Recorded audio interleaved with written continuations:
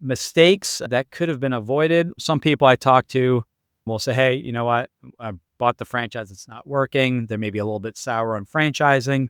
And I'll ask what happened. And I'll talk to them about how they picked the brand. People have been successful with this brand. I thought I'd give it a go. They didn't do much due diligence. They didn't do any of the front work that we do in the first couple calls.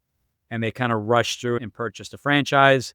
Rushing those decisions doesn't help the cause, right? You need to spend time. I talked to one gentleman. I asked, how many franchisees did you speak with? I spoke with one. I talked to another. They spoke with none, which is kind of interesting. Typically, the franchisor should be making that readily available to you. But again, not every franchise has the same systems. They're not all built the same.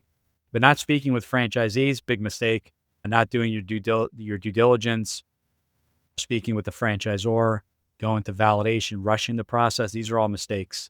Yes, you want to get into a business. Yes, you want to change your environment, your situation, or what have you.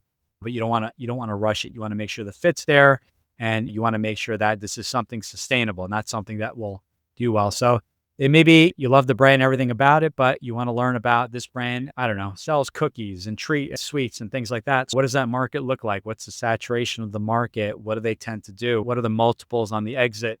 You're going to be doing outside research at an industry level. You're also going to be looking at competition. What are the other competitors in there? What does it look like?